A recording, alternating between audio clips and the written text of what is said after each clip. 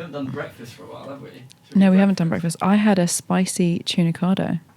Oh, From where? breakfast. Because I'm a savage. From But where? I just had a real craving from Joe and the Juice. You know the craziest thing is about Joe and the Juice. I was saying this to There's so many, you could say anything because that place is like a mental institution. it really is. But this morning I was like, it's filthy, always. Yeah, the I've toilets. I've never been no matter to which one you go to. never been to a clean Joe and the Juice. There's always something broken. Always. Oh, A interesting. till, a chair, someone's brain. Exactly. There is always something broken. It is outrageously expensive. The staff are fucking rude. Always. They also aren't really staff. None of them. They're so slow. None of them do any work. They're just chatting, and then they're like, "Oh, you want a juice?" They're so slow. You know, you have to do an exam to be a qualified juicer at Joe and the Juice. Did you know that? I don't believe that. For a second, I reckon the exam is: are you a cunt? Yes or no? It's like, Yes, sign up here and we'll pay you minimum wage. Well, there you go. And like they're so slow. I order my Joe and the Juice on my tube when I get off at Euston, and it's quite often not ready when I get here. That is a full 14-minute tube ride. That's insane. Yeah, that is They're insane. ridiculous. Actually, I also need to go to the toilet before we start because we'll be here an hour and I will be. Okay, great. That was recorded though, so that is a great little rant that I can stick Yeah, on, isn't it? that I can stick somewhere. Yeah, they're ridiculous. Mental. Yeah, I'll take a I'm really picture. of you. regretting this mango that I just had some dry. I was like, I need some sugar, dried mango, and now it's in my teeth. Big cheese. Cute. Yeah. Loving the outfit. I'm not all there today, so I need to like get caffeinated and like Yeah. sugar So up. we'll vibe off of each other. Yeah. I'm gonna say some stupid shit today. I can feel Good. it. I say stupid shit all the time. I'm trying to like say less, but How's it going for you? it's not going well. It's not going well. I keep getting in trouble at work for saying silly things, and then I'm like, I know. I say stuff in the office, and they're like, yeah. okay.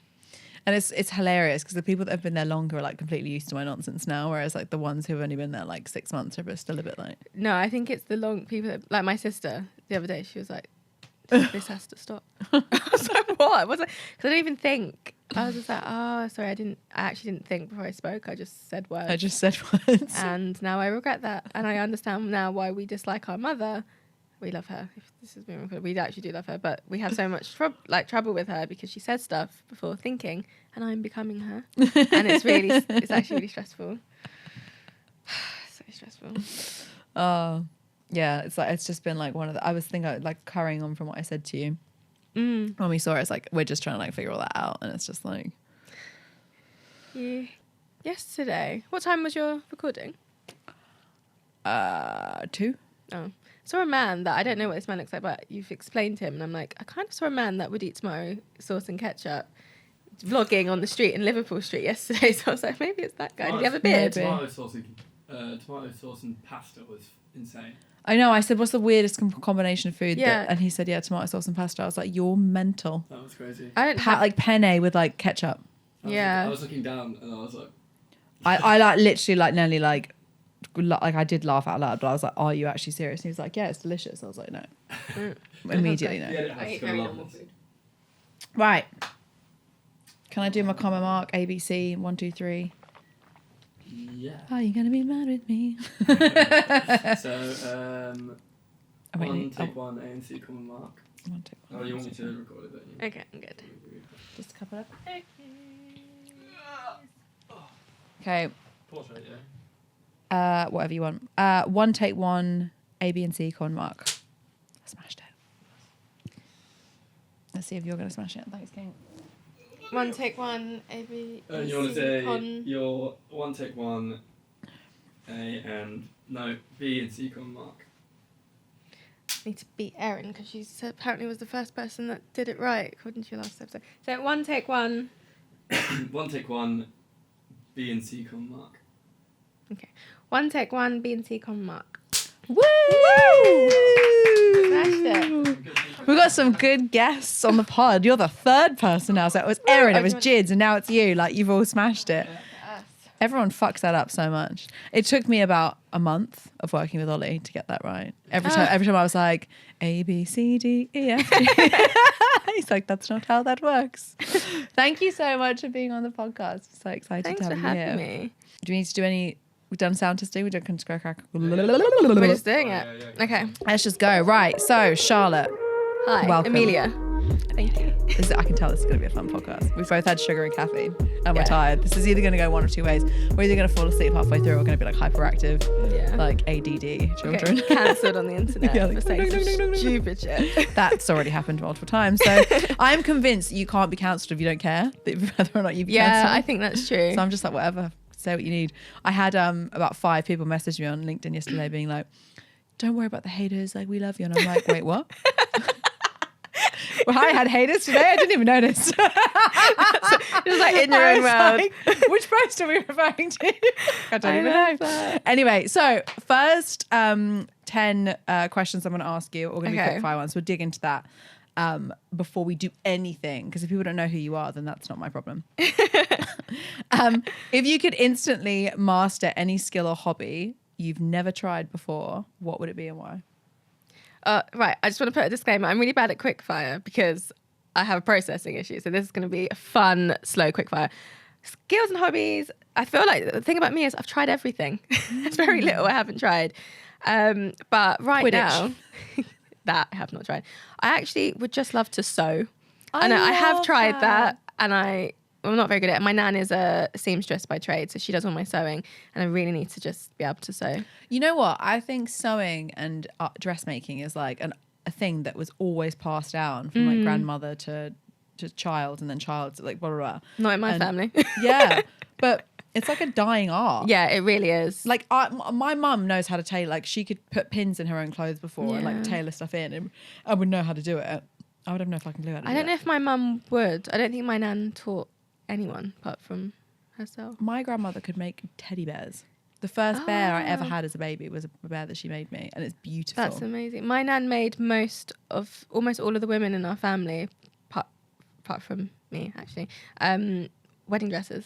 Oh, She's wow. She did actually do some bits with my wedding dress, but she's too old now. So Oh, I Yeah. love that. Oh, sewing. What a great skill. Right. What's the weirdest food combination you secretly or not so secretly love? I actually don't think I have one, but I think that's because I think everything is normal. So I am the kind of person that I'll eat like all of the animals. So I love things like chicken hearts and gizzards offal. and that's a Yeah. bit of me. Tripe, all of that. So for some people that's like, oh. For me that's just like a normal meal. So I don't have, in my opinion, weird combinations. I just think everyone's weird for not liking all Yeah, foods. it's funny that, isn't it? Like, because my grandfather was a farmer, so we always like grew up eating. Like, we knew from a very young age that like that lamb on our Sunday like lunch table came from the field over Oh my there. God. Like, we knew that, and I think that gave us a lot more respect for the animal. And I think when Yeah. you have a lot more respect for the animal, you do want to eat everything because then there's nothing wasted. Yeah, that's a really good point. I think I'm Caribbean and we eat a lot of random stuff. Random for English people, I guess. Who don't put salt and pepper on their chicken? Yes. And also I say like I grew up in Portugal because I moved to Portugal when I was 20 and they eat a lot of offal, they eat a lot Yeah. of tripe and Chicken hearts. chicken hearts. Ugh. And I was eating a lot of things that I didn't even know because I was mastering the language. I actually didn't know what I was eating at the time. And Yeah. then someone would be like, oh, do you know what that is? And I'd be like, tripa. And they'd be like, do you know what tripa means? And I'd be like, no, tripe. And I was like, I didn't even know what that was in English. So I think that's my weird combo. Just The first food. time I had tripe was in Rome, and Oh, I bet I it won't was lie, the good. texture just like threw me. What was it? I feel like it needs to be in something like Yeah. a stew. They or- like slice it up, so it's like almost like pasta. So it's like slices of tripe, but it still has like the bumpy bit on it. Oh yeah, I don't mind. So I don't have anything with Blech. texture, but I do have a thing. I don't like mayonnaise, and I won't even talk to you about where that came from. It's something really stupid, but I don't like mayonnaise, and that's the only thing that I basically can't eat. Everything Yeah. else, I'm like, yeah, just give it to me. it's Just fine. go for it. I envy you greatly. Do you want to build your personal brand but don't know where to start? or you want to start posting content and you have no idea what to say to attract your ideal audience, sign up to Get Clout. It's a generative AI platform that delivers you a personal branding social content strategy and tells you exactly what to post, where to post it to get the outcomes that you want to get from your social media.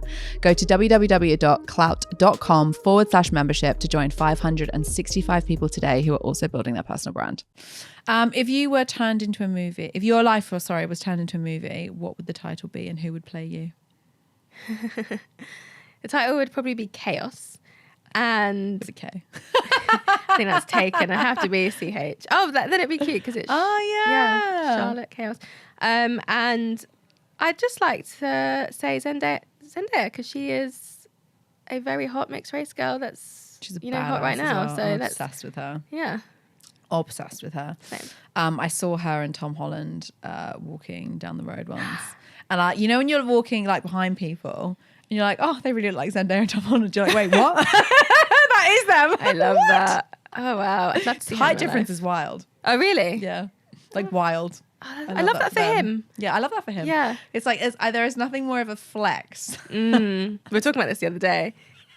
Yeah, A short king short with king. confidence. Yeah, the confidence, but also like a short king with a really tall girlfriend. Just like, wait, who are you? What are you like? What, Yeah. You've clearly got some BDE. Big time. Big time. Okay, cool. Love that. What's one fashion trend you hope never makes a comeback? Well, they've kind of made a comeback. Comeback. Skinny jeans. I'm just checking what you're wearing. I fucking hate them. After COVID. Oh, thank God. Yeah, as I said it. See, I say things. I hate things being tight on my body. Yeah. Unless I have a thing with skin and texture, I think. So I don't like when you can like feel like, imagine you get goosebumps and then you've got skinny jeans on and like that. Yeah. Just tightness and being basically I don't like to be uncomfortable. Yeah.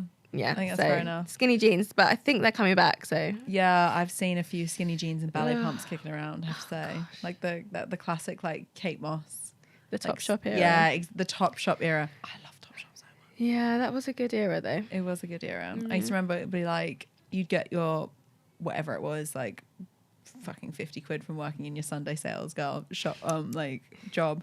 And trot off to Topshop and see what you could buy. My sister worked for Topshop when I was in like my mid. Do you know what?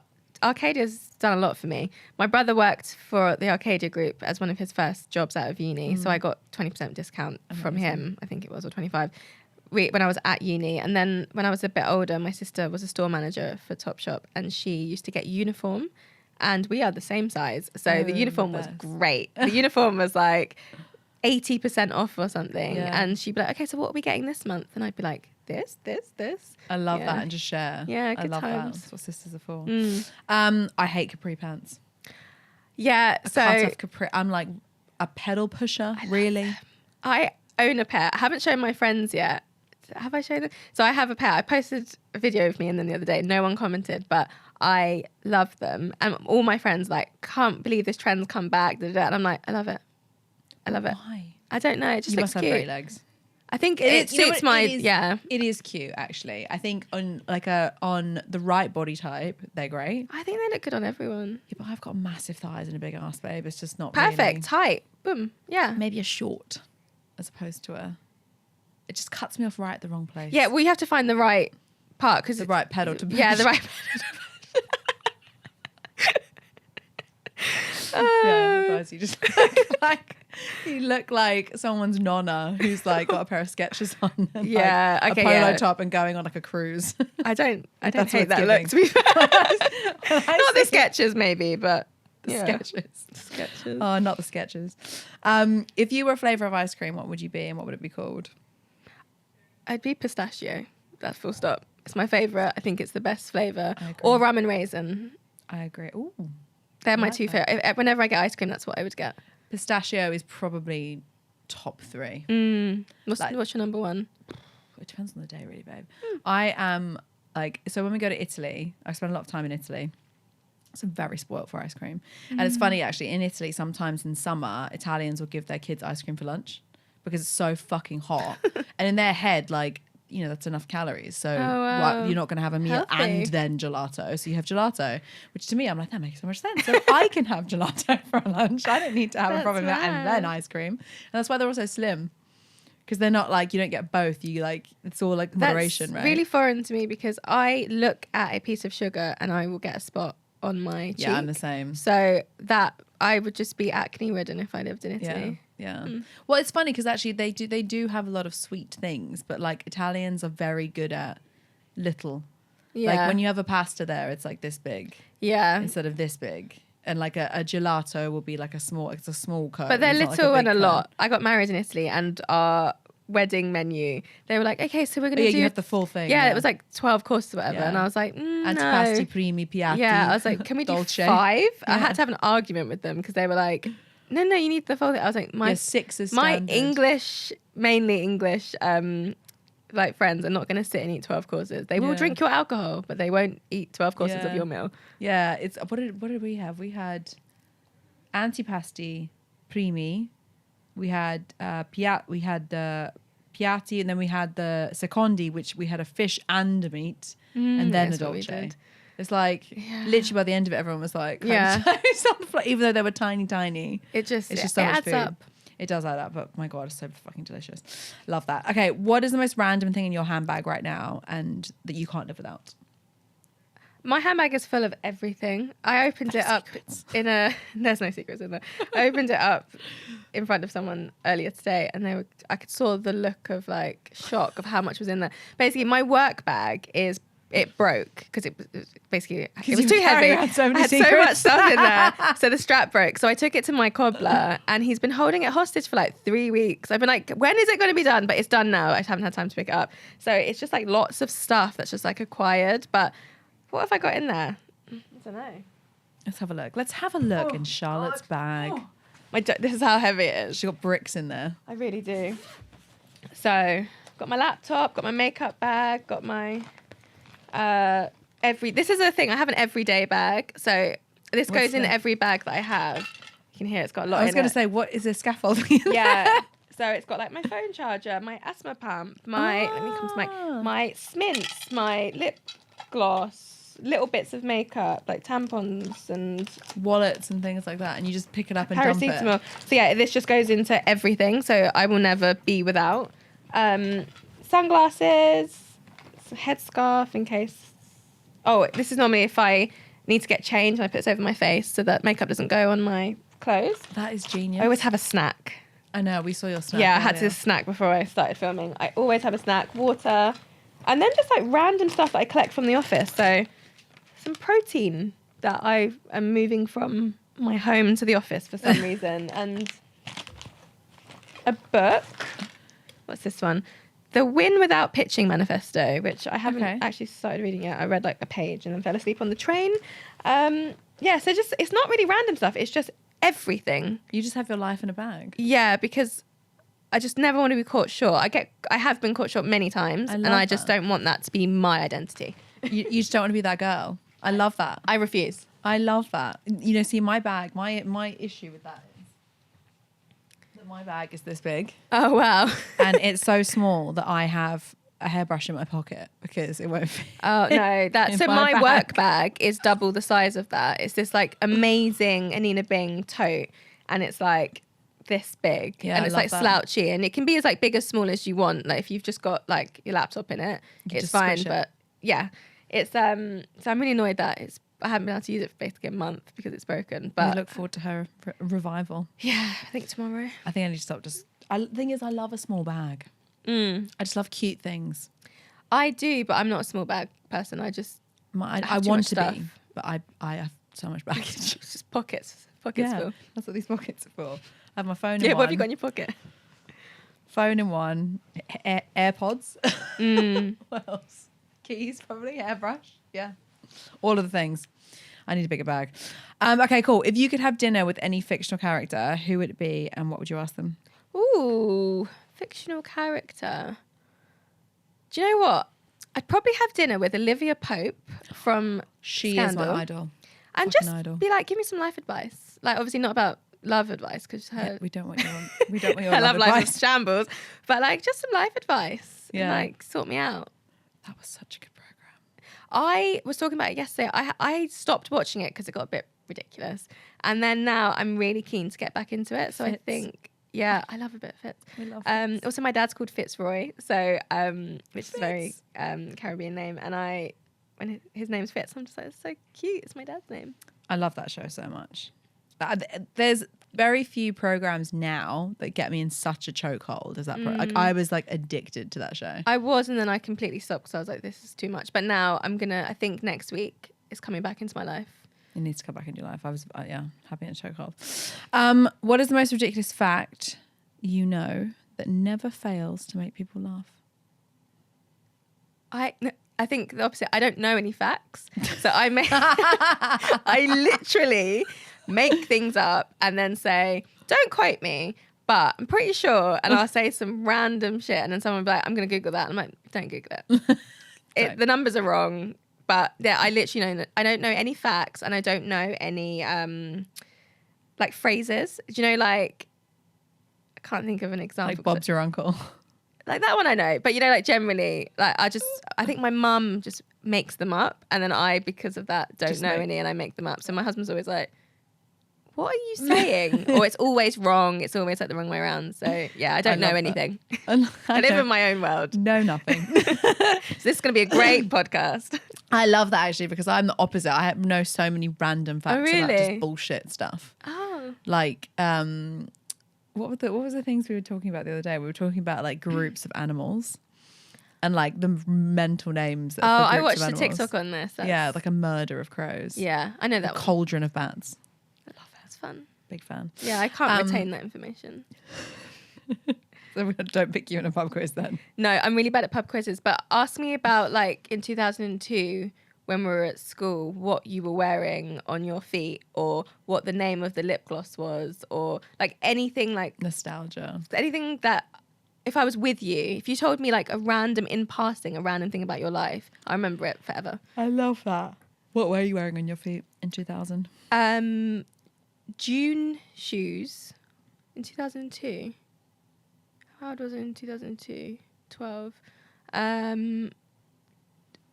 June shoe. I'm thinking there was a stage where I was wearing flats, and then all of a sudden I started wearing kitten heels to school every day. And I think I was wearing June kitten heels with like pointy, which are now in fashion, and like and I used to wear those as school shoes. I love that. It's a bit mind blowing. Like little pop socks. Yeah. Cute. Yeah. I had back ballet pumps. I never went through the kickers phase. You know, everyone was like, we didn't have kickers. kickers. That wasn't a thing in my school. We had wallabies. Okay. Like Clark's ones. That was a phase, but that was like year 7. Interesting. And then it was like, cool girls wear heels. So that was we used to have this thing where our skirts were horrendous at school. They were like these matronly, like unshaped, like horrendous tent of a thing. And so of course we'd all roll them up. Yeah. So they were like little like rah-rah skirts. And our deputy would pull all the girls out of the classes that had rolled their skirt up and make us kneel on the floor. And if your skirt was shorter than your knee, then you'd get detention. Oh my goodness. So we'd all be like, like trying to didn't like have get that. them down. Our school was just like, we just had like a black blazer and a black skirt or trousers. Like, well, I wore trousers most of the time. But I remember this girl, I can't remember, she was like a girl in my year's cousin. She was a lot younger than me. But she got grounded for doing something crazy, and her parents were really strict. Her dad was Irish and like super strict. And she got banned or grounded, whatever. And she got banned from wearing makeup and skirts to school because she was like very pretty, you know, popular girl. And like, she was like the it girl of her year, I'm sure. I can't really remember who it was, but that's my memory of it.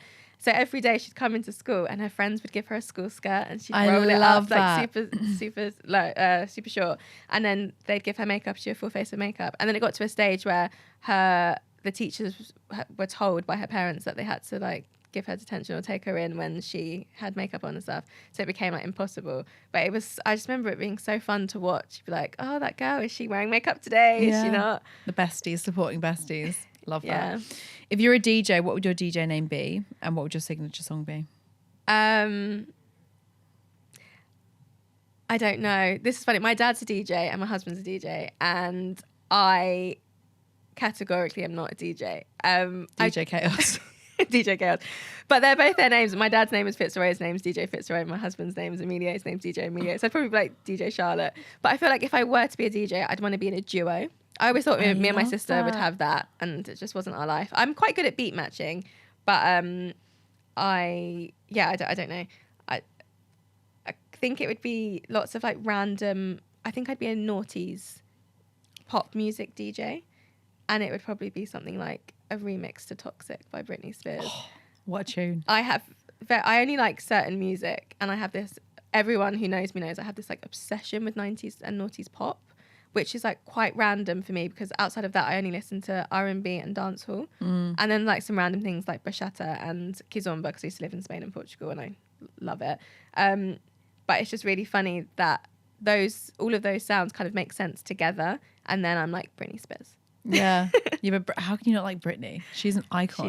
She's iconic. Britney, Madonna, like anything pop, Samantha Mumba, like anything like pop. Yeah. Did she hit Sugar Australia? Babes. Yeah, of course she did. Sugar Babes. I saw them at Soho House Festival last year. It was the highlight of my life. I saw them at Glastonbury this year, and I was just like, I love you so much. The I also the just most. loved that 2 years ago at Glastonbury, they shut Glastonbury down and I couldn't get there. They caused an actual like roadblock. And then this year, they won a much bigger stage, thankfully, because everyone was trying to get there. And again, they almost caused a roadblock, and just looking around, seeing how many people were there. And I said to my husband, like, we have to go to Sugar Babes. And he was like, kill me. And then we went. He was like, I don't even know a Sugar Babes song. And then we went, and he was like, oh, wait, they've got a few bangers. And I was like, no, all of them are bangers. All of them and are he bangers. knew every song, because Yeah. everyone is a banger. I think that's what they ended on. What's the funniest or most expensive, what's the funniest or most unexpected compliment you've ever received?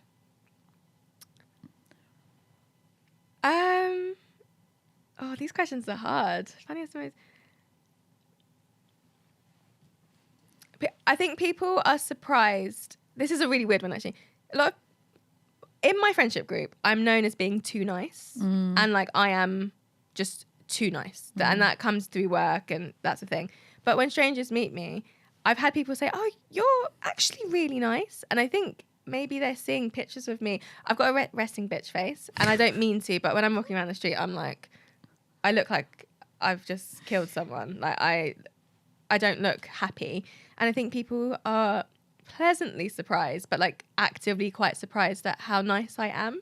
So I get actually quite a lot like, you're actually really nice. nice. And I'm like, no, I'm really nice. Like that's my thing. So I think that's the biggest one. You're like, thanks. I guess. was like, wow, what have I done to you that I just haven't realised? That's so funny. Yeah, I think you're gorgeous, and you come across as so nice as well. So I don't think that's like online also. Like I don't know if you're resting bitch. I think face if really you caught me translates. on the street, I'm in my own world, because I've always just got AirPods and like and I'm just like walking around and I look really unapproachable. Have you ever caught yourself in the mirror? Yeah, Or yesterday. like, yeah, I do sometimes, and I'm always like this.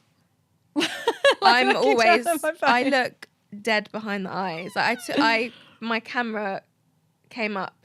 I think it was yesterday, and I was like, "That's how you're looking." And I was like in front of people, because I can't remember what I was doing, but I was just like got my phone up, camera was out, and I was like, "Oh my god, you need to really sort this out." Sort So I your face make an out. active, like conscious decision when I walk around sometimes to try and smile, because I think sometimes I catch people on the tube. It happened this morning actually. I caught someone on the tube where we caught each other's eye, but I looked like a raging bitch, I'm sure, and she kind of like looked at me in a way that I've like offended her, and then I was like, smiling like, like please don't think I hate you, And Chucky. yeah, I get quite worried, because I obviously care too much what people think. But I was just like, oh no, she thinks I hate. It's like a stranger. She doesn't know me. She doesn't care. I know. I just think it's hard as well, because everyone's in their own little world, aren't they? Yeah. Yeah.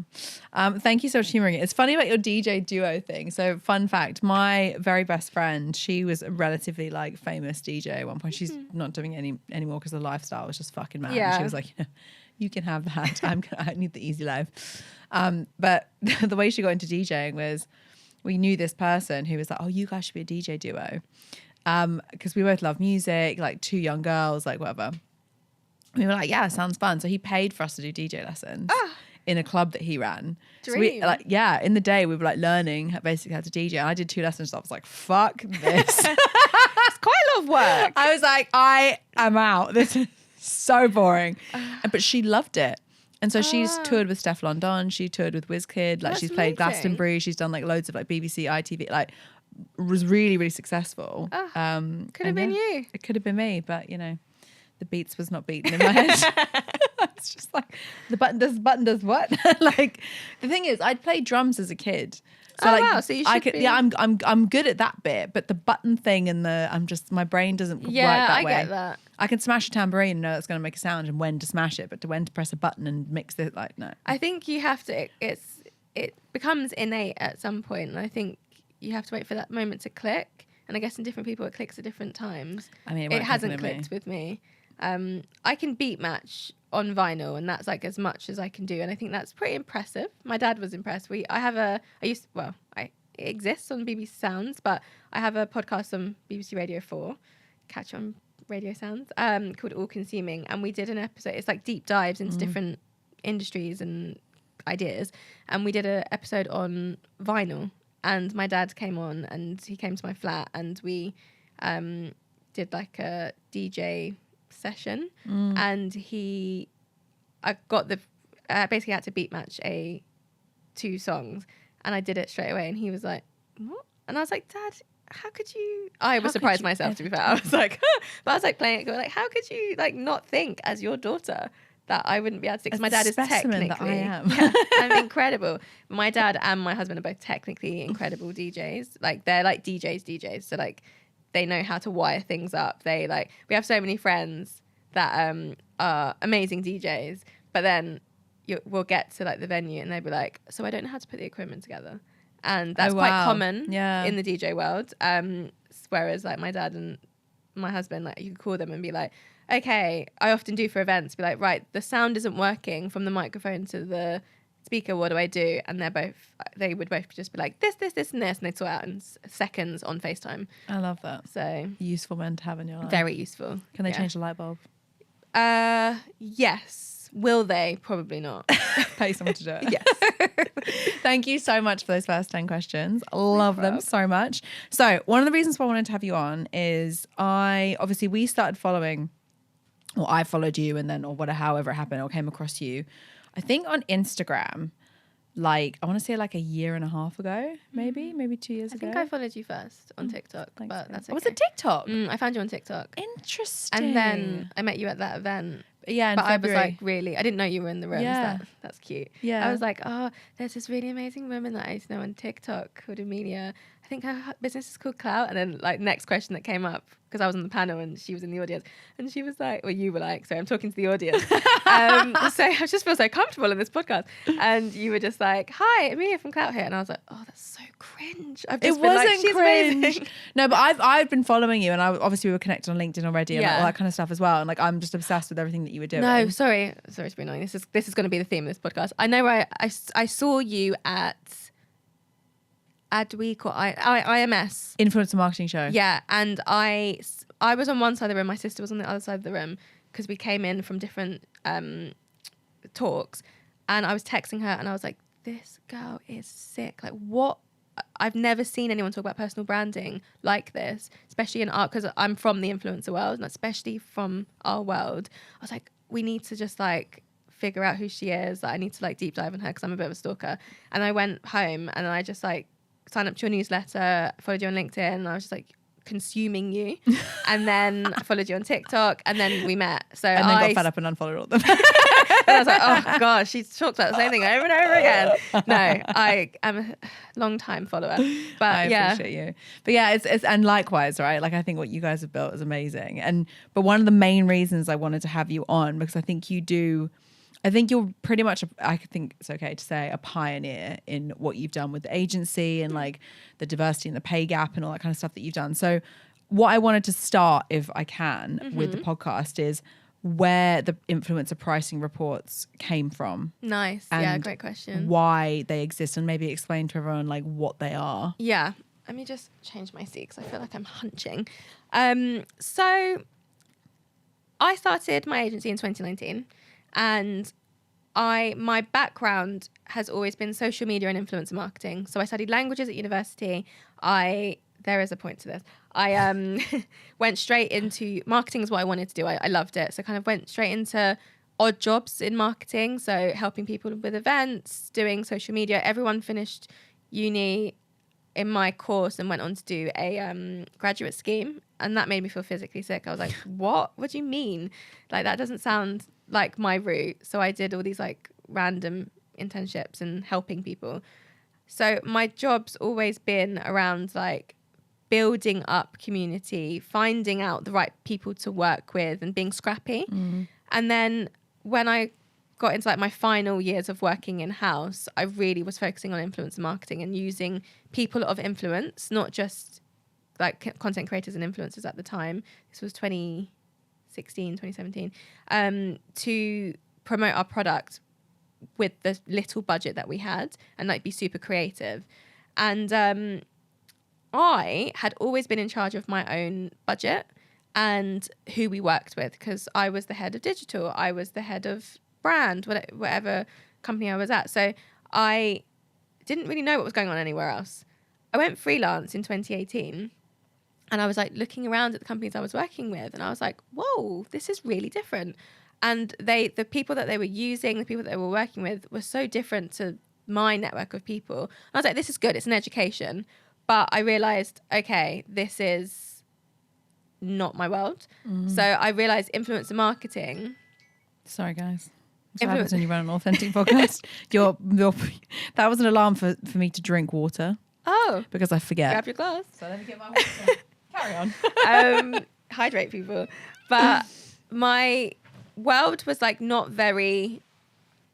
My world was super diverse. You know, I have a really diverse friendship group and I've worked on ensuring, like, I'm not from a very diverse area. I've worked to make sure that I'm like covered on all bases. I want to like know different people and meet different people and get different perspectives. So the pricing report basically came from starting the agency in 2019 and it being focused around diversity and inclusion and like getting these voices out there. But then no one really caring. And then 2020 hits, Black Lives Matter resurgent, kind of shakes everything up. Everyone's like, diversity, diversity. But still no one really cares about money. Like, they're booking influencers, but they're not paying them properly. So I had so much experience and understanding of what the issue was, but I needed to basically have something that was like, okay, what you're doing is actually racist. So my pricing report came from us managing talent and seeing like two almost on paper identical talent, if you take away how they physically looked, in terms of their following, their engagement, the types of products that they promote, and you know their audiences. But because of how they looked, one, this is just an example, but this was a real big part of it. One of them has very similar skin tone to me, mixed race, looser curls, big and bouncy, European features. Another girl, more of an African feature in terms of like her nose, much darker skin tone and afro hair. They were getting the same brands reach out. They had the same data, like their insights were the same, but the price difference was wild. Like, it was vile, in fact. And it was just a perfect example of like what a palatable black person looks like in the white gaze. And I was just like, no, this is not why I built my business. So that, you know, there's a hierarchy of privilege when it comes to race and colour. And I know that people that look like me have a lot more privilege than a darker skin toned person. At this time, we're talking about the women that we're working with. So I was like, right, I need to fix it. And that was all I could think about. How can I fix it? And the only way in marketing you can fix something is through data. So I built the report, and the pricing report is essentially something we do every year, and it highlights how much influencers are charging, and then what the disparity is, because we look in now, we go even further than we did when we started, but we look at skin tone, we look at hair type, we look at their ethnicity, we look at their kind of category that they fit in. We look at it all. whether or not they have a disability or not. Like, we look at everything, and we just highlight what people are being paid and what the gaps are. But then we also, based on slightly different data, which comes from other talent management agencies, industry insights, and our experience, because obviously we've been working for 5 years and we have so many rate cards for influencers. Like, you could ask me how much anyone charges, and I've got it, on file somewhere. So we put all of that data that we have together, and then we tell people, if you have this many followers on Instagram and have, a good engagement of X%, this is what you could be charging. Obviously, there's intricacies of how many pieces of content that are they asking you in the contract, are there certain things, and we break that down. We actually have a calculator coming. I'm not sure when this goes live, so maybe when it's live, go on our website, but it's in a few weeks. And it will take the report, and basically you can just type in your, I'm being asked to, you can use it on both sides. If you're an influencer, how much you should charge, and if you're a brand, how much you should pay. But say it's like, I need to post one Instagram feed post that's just one picture and a set of stories. I have this many followers. This is my niche, whatever, and then it will spit out what the suggested kind of bracket of payment should be. And I say suggested because you can charge more, you can charge less. It's your prerogative as a creator. But this is based on what people are being paid. And we've had a bit of backlash from smaller influencers or influencers who haven't been paid that amount of money in the past. And they've said, I've never been paid that. I can't believe that these numbers are real. And like, people are being paid this every single day. And just because you haven't been paid it, that doesn't mean it's not real. It's unfortunate, but this is how much people get paid. If you're managed by an agency, this is what these good, bigger agencies are striving for their creators to get. You might not have that because you don't have management, but I don't think you need management. So having these tools as a creator is really important. But then also as a marketer, I have so many from the biggest brands in the world. So many people come up to me at events and be like, oh, your pricing guide, your pricing report and the pricing guide within it is a game changer. We literally didn't know how to, price our price our campaigns. And we literally just sit and we go through your report, and it really helps us. And I'm just like, oh, and that's why we charge for it now. So we don't charge creators. As a creator, you join our creator club, you get it in your inbox for free. As a brand or agency or, marketer, we charge you, and I think it's like £30.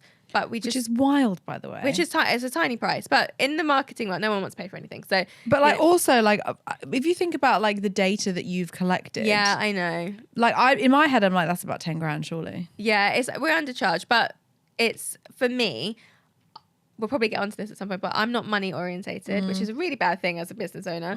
But I'm not money orientated, and this thing that we've created is because it's needed, and I don't really want to make it super expensive and super exclusive, and price yourself out of making change. We'll only get 4 people a year buying it. No, I want everyone. I want it to be accessible, so I want everyone to be able to buy it, and they can use it. But I don't now want to give it for free because my team puts so much time, and me personally as well, so much time into making this. And also, if you're selling it into brands that are capitalist brands making money, like why shouldn't they pay for it? Yeah, it's like tiny. We get a lot of people be like, hey, can you send your pricing report? I'm like, yeah. And back in the day, I used to be like, oh, here it is. But now I'm like, yeah.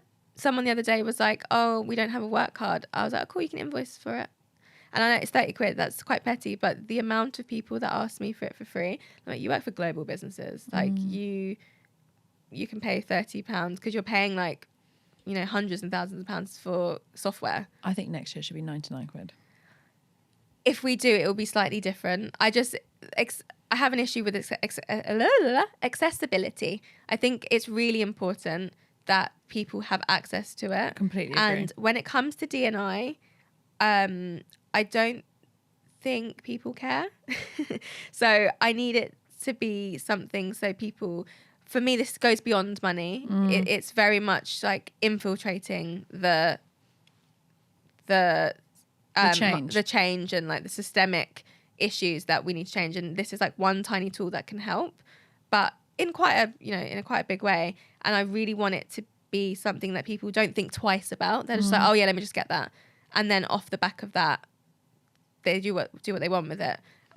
But yeah, internally it's always a point of contention. I'm fighting all the time with my team. They're like, it should be more expensive. I can't believe we're charging. And I'm just like, I'd give it for free if that wasn't crazy. You know, I just. The only reason I say that is, one, it is so valuable. Yeah. And like so many brands are using it to inform their budgeting. I know. But the second thing is, I feel like there is a psychology around pricing. And like £99 is like a buying decision, right? You have to be like, oh, do we need that? And I feel like you like, yeah, you do. That's always going to be the answer, is like, yeah, you do. Whereas like £30 is like, I don't know. So I'll shut my mouth. Yeah, I'm so interested in the psychology of pricing stuff. So we it's probably something I'm not good at, because I'd be like, take everything for free. We intentionally price the Get Clout memberships. We have a personal branding platform, which is going from strength to strength. The community is unreal. Like, it's so good. But we intentionally priced it at £37 a month, because over 40 quid a month, people are like, like, do I really want to pay £40? And under 20, people are like, why is it so cheap? When you sit in that, like, for a rolling membership, when you sit in that like 35 to like 39 bucket, there is a buying decision that has to be made, which is like, oh, well, that's actually like a decent amount of money, right? Like, you know, that's a lunch and maybe a cocktail if you're lucky. Whereas, like, that's kind of where I'm going with the pricing report.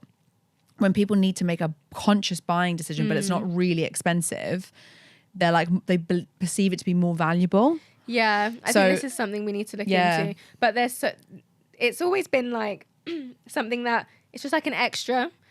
It's never really had its own identity. It's not something we've really thought about. It's like, we release the report, take it, go. Because we use the report internally as well. It's for us really important.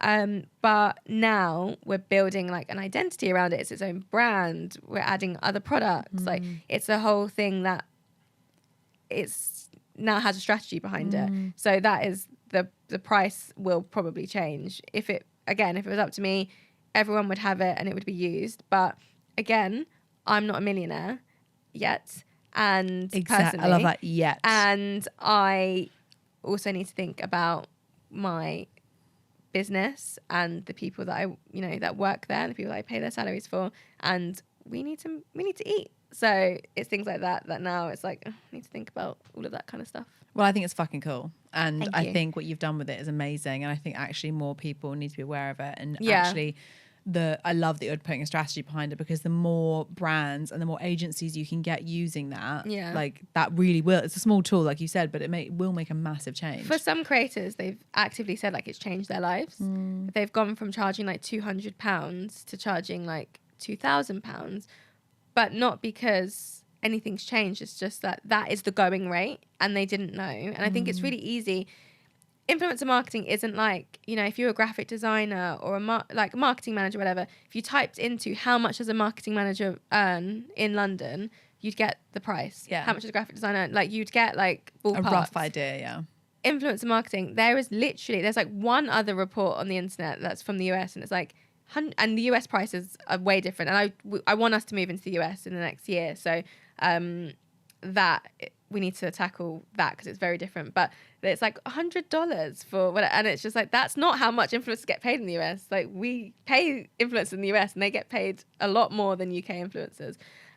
So there isn't actual information on the internet that is for creators, and I think that's a problem with the industry. That it's really weird that it's very like marketer, brand manager, PR, whatever focused, ad exec focused, and not creator focused. Yet without the creators, the industry doesn't exist. So like, if you go to our award ceremonies, we have 2 a year. We have the Influencer Marketing Awards, which is linked to Influencer Marketing Show, which I saw you at. And that is just influencer marketers. No creators ever get invited. I went a couple of years ago because I was a judge.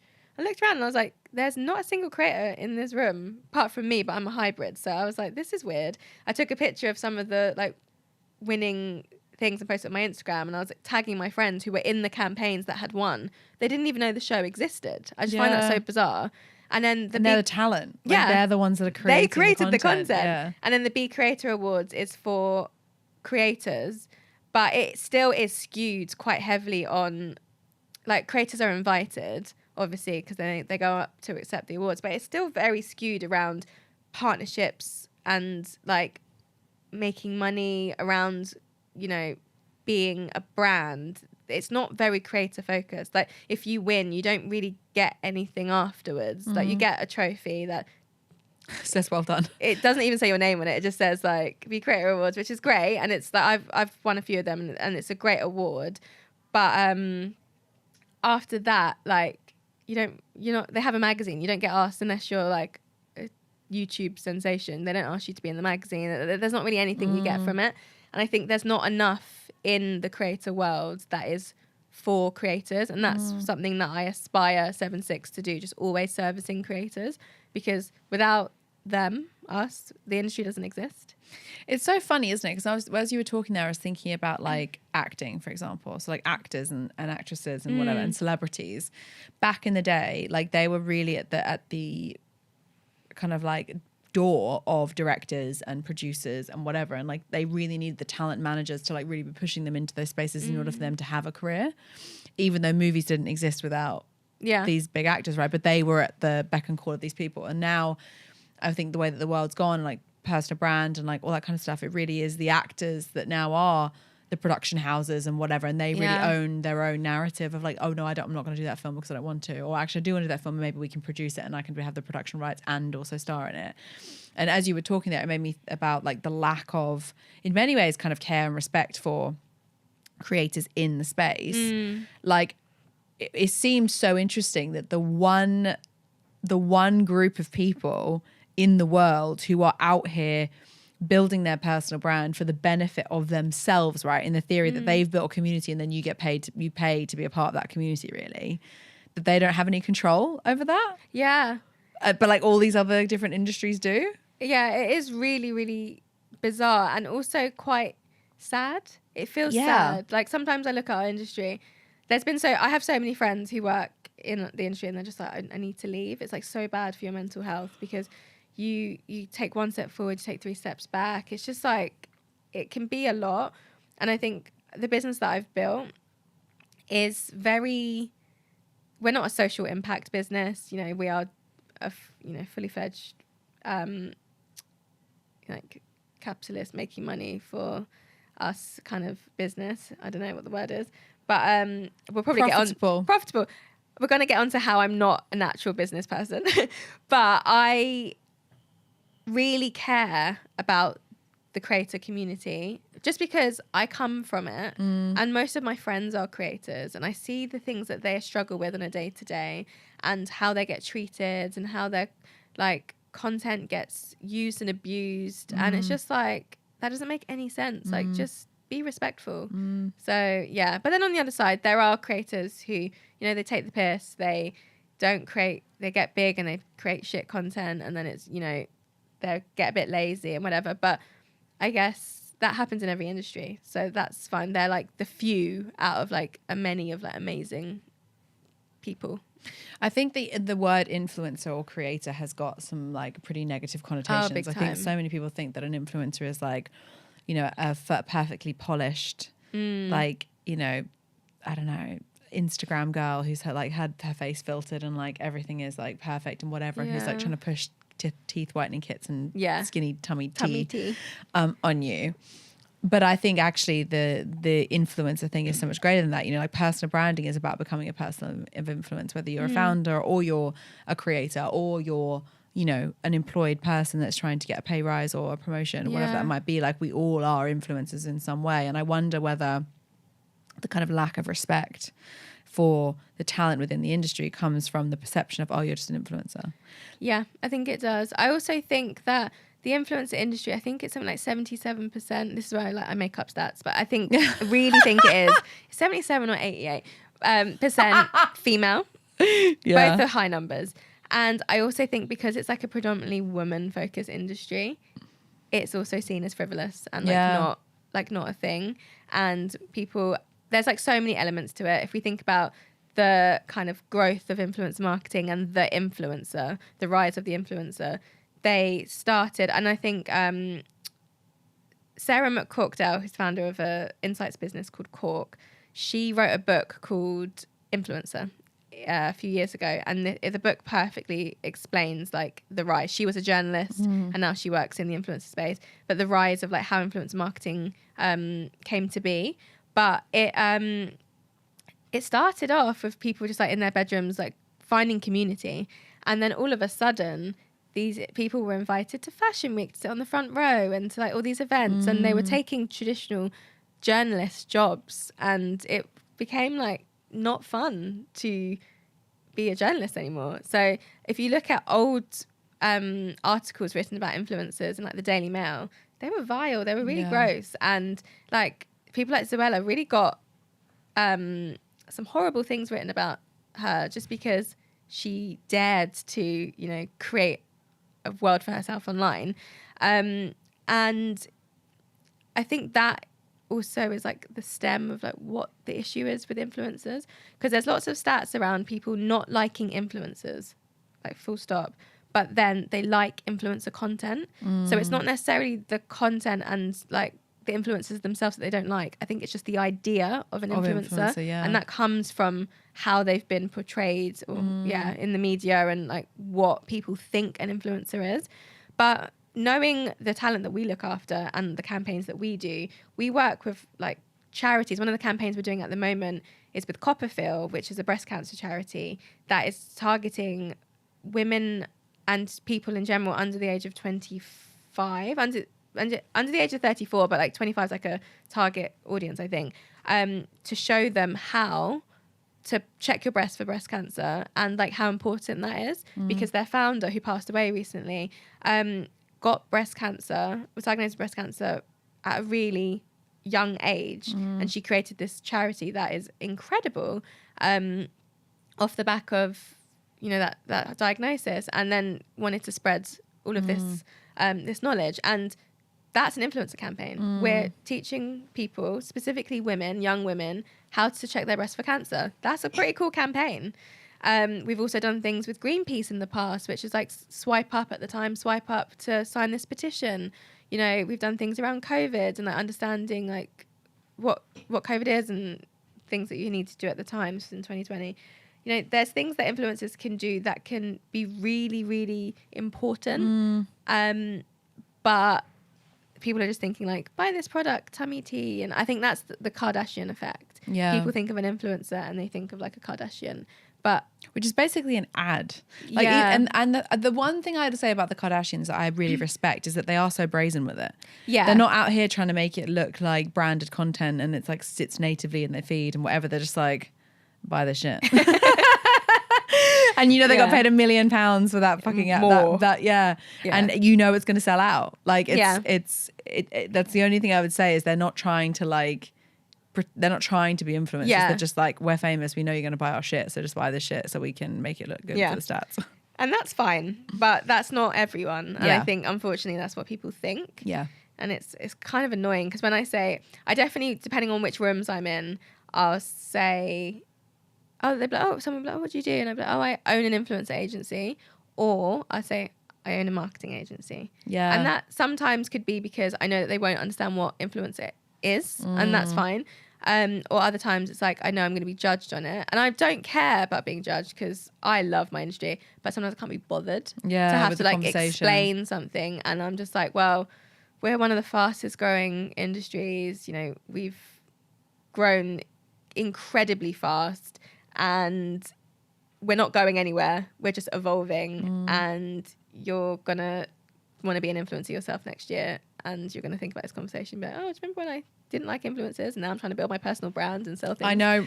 Well, that's actually a really nice little segue, actually. So when we met at the PRNet event, like one of the topics of conversation was B2B influencer and like where that industry is going and like what that looks like. So it's funny because I kind of sit with my brand. I sit in that I'm a founder with a personal brand space. And more I'm getting asked to do like creator kind of campaigns. So, there's a bunch of brands that I say a bunch of brands we've worked with. There's only 2 I've agreed to work with, but we get loads of Yeah, I can opportunities. imagine.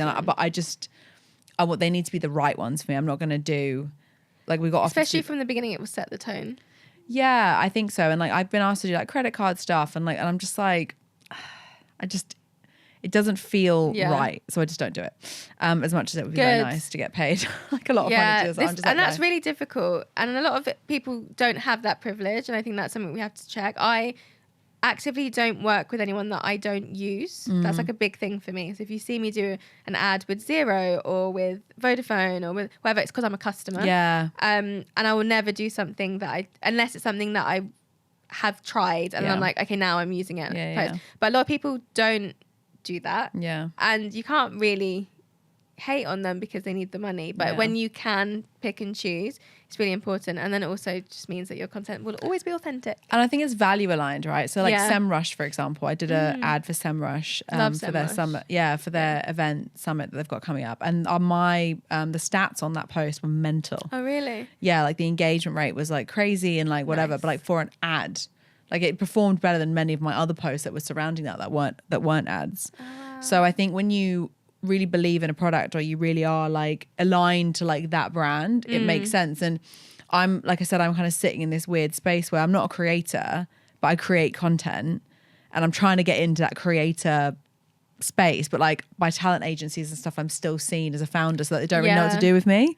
So it's like it's been a really interesting kind of few months of like trying to navigate that situation. Like how do we get talent agencies to see the potential in what I'm doing, but also maintain that it's I'm building a personal brand and I've got a podcast and I'm going to do TV stuff, and like I think it's we a need difficult more thing. B2B talent agencies. I think that's the Yes, thing. I agree. I'm an expert on B2B content, but our agency, our talent managers aren't. Yeah. So, and I don't do talent management. I do, which confuses a lot of people because I own a talent management and influencer marketing agency, but I'm an influencer marketer and my sister runs the talent management division. It's technically her baby.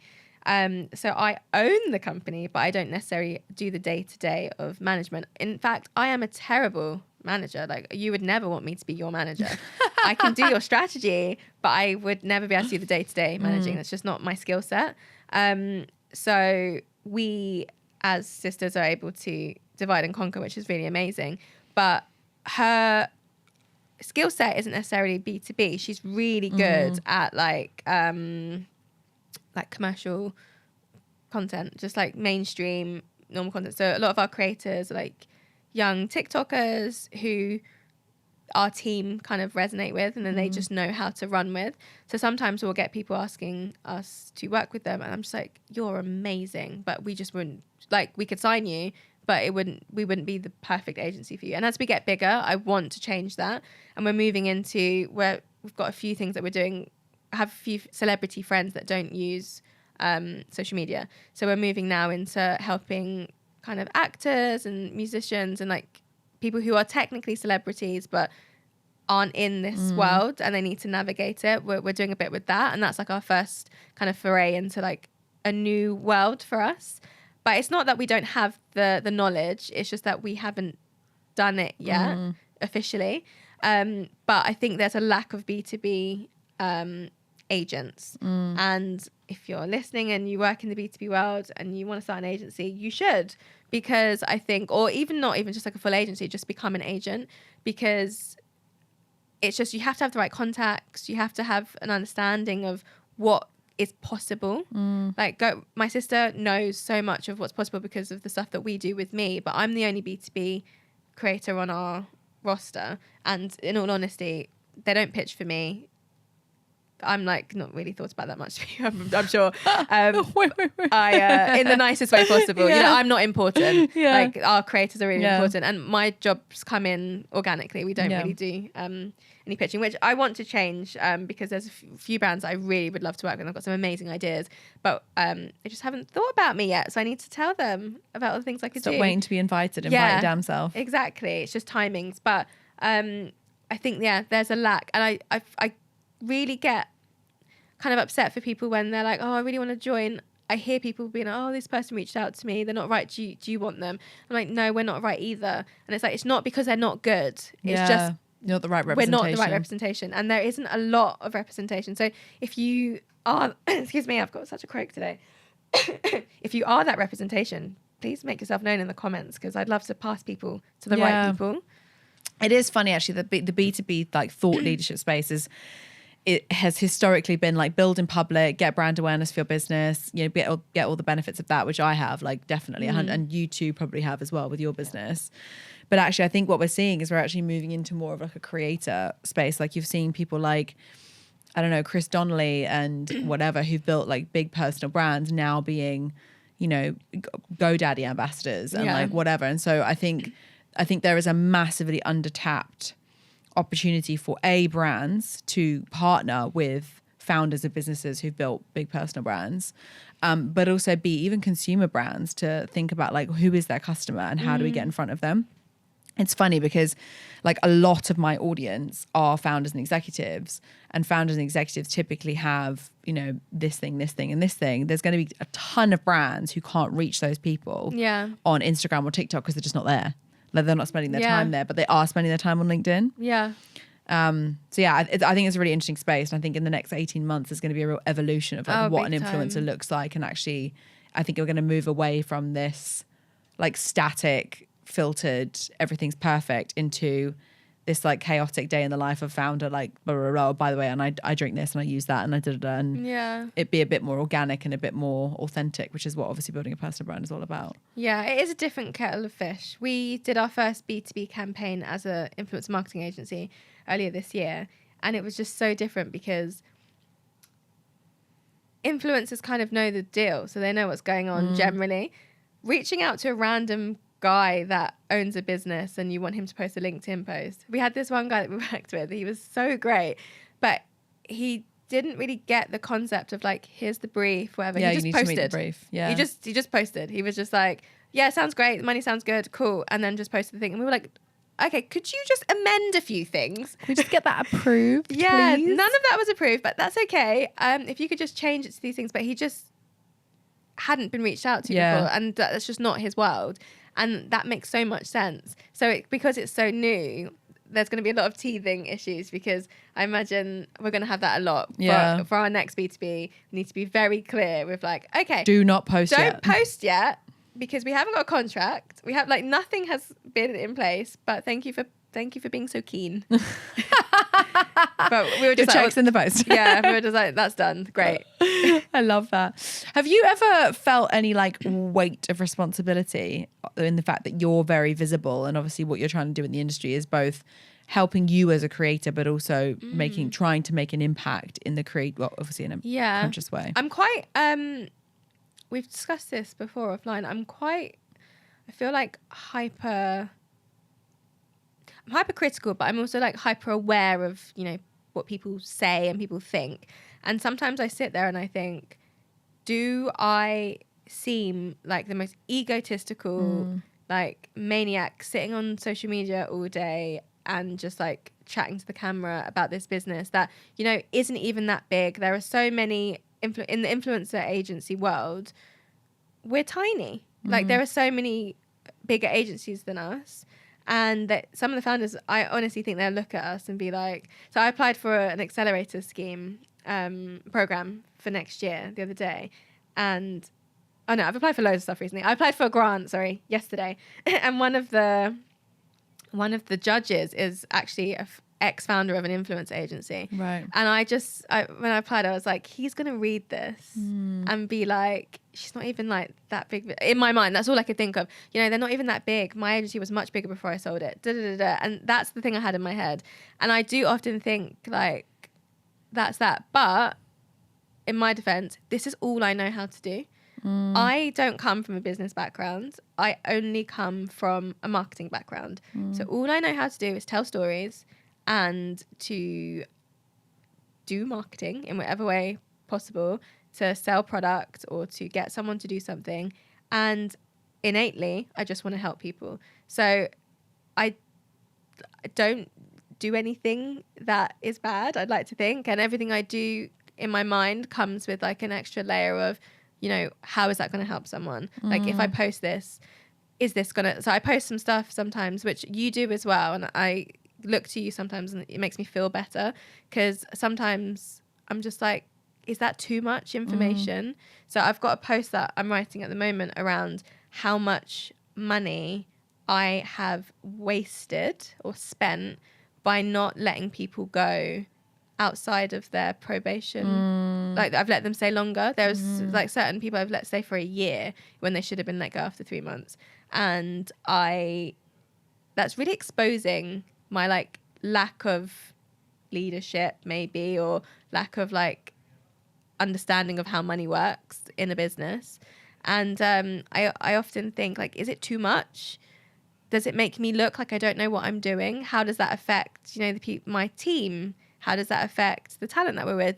Are they going to be like, oh, she has no idea? But then I also think, how many people, like I met a guy yesterday that he needed to hear that, because we were just talking about, he's just brought on staff and he's like not sure you know, how to do things. And I was like, my biggest piece of advice is you give them that probation period, you extend it if you need to, and you cut them off as soon as it's wrong. Yeah. And I'm telling you that because I didn't do that, and I've wasted so much money, like nearly £50,000 in the last like 2 years. Do you know what's mad about what you just said there? You're going, people are going to read that and think that I'm not a good leader, I'm not whatever. Other founders will read that and go, yeah, I've done that. Yeah.